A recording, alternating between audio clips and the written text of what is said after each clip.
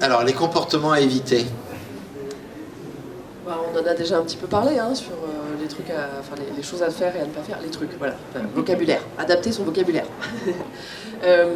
Donc confondre obtenir un entretien et obtenir le job. Si vous avez été convoqué, l'entretien c'est bon, vous l'avez obtenu. Mais le principal objectif reste quand même pour vous, si ça vous intéresse. Après vous pouvez découvrir au cours de l'entretien que finalement ça ne va pas correspondre. Dans ce cas-là, l'échange s'arrêtera plus rapidement que prévu. Mais l'objectif c'est effectivement d'obtenir le poste pour lequel vous avez été sollicité. En gros, en entretien, vous repartez à zéro. C'est pas parce que votre CV a été sélectionné que vous avez le job. Parce que vous allez peut-être être 3, 4, 5, 10 à passer l'entretien. Donc, vous repartez à zéro. Bien sûr, les comportements à éviter. Ça peut paraître hyper basique, mais arriver en retard, c'est quoi un tiers des gens? Un tiers des gens qui arrivent en retard en entretien. Trop en avance aussi, ça c'est assez comique, de personnes qui arrivent 1 heure avant. La veille, ça m'est arrivé il n'y a pas longtemps.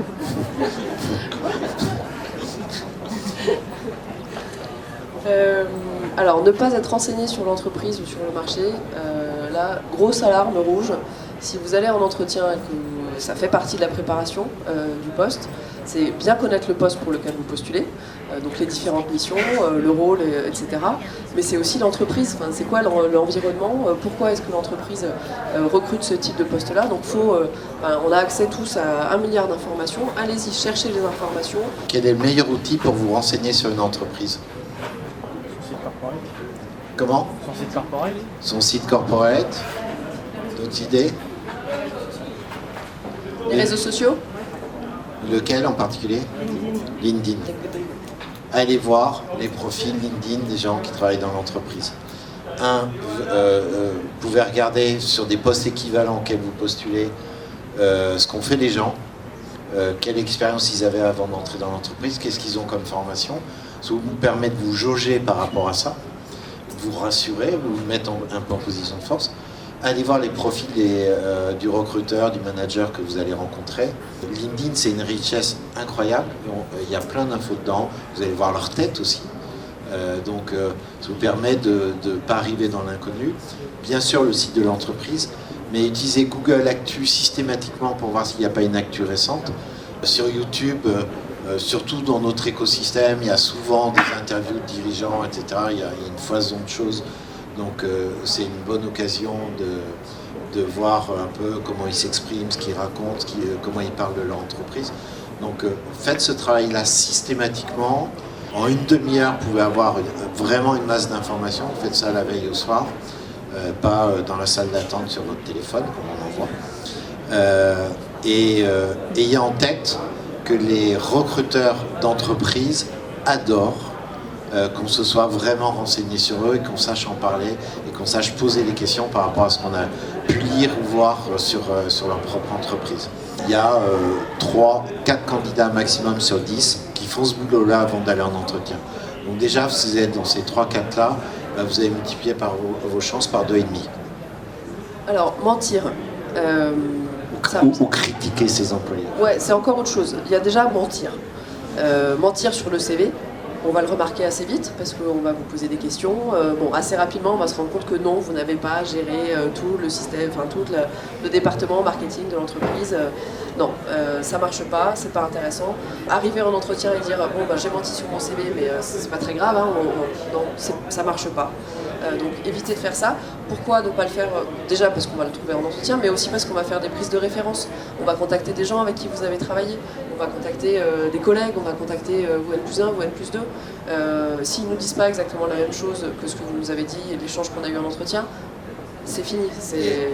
Et puis on a régulièrement un phénomène, c'est que les gens mentent sur le CV Word qu'ils nous envoient par mail. Et vous allez sur LinkedIn et il n'y a pas les mêmes dates, il manque un poste, ou c'est pas le même type de poste. Comme sur LinkedIn, ils sont exposés à leurs anciens collègues de travail, leurs anciens patrons, etc. Le degré de mensonge sur le CV en one-to-one est bien plus fort que sur un profil LinkedIn. Nous, on check, par exemple, on a régulièrement des gens qui mettent dans leur profil qu'ils ont bossé chez LTI. nous, on check ça régulièrement pour les faire enlever. Donc le côté mensonge sur LinkedIn, il est beaucoup plus difficile à faire que sur un CV.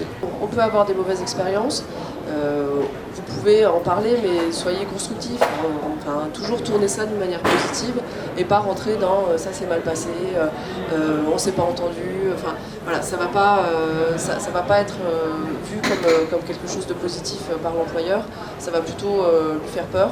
Donc vraiment essayer d'avoir une communication positive et pas être dans la critique, pas dans la négation. Personne n'a envie d'intégrer des gens qui sont dans un état d'esprit négatif. Ne pas regarder votre interlocuteur dans les yeux. On est en échange, on se regarde en face, on parle, c'est pas la peine d'être comme ça. Je m'appelle Morgane. Ou ceux qui ont préparé l'entretien et qui sont dans leur cahier avec des questions comme ça et qui lèvent à peine les yeux.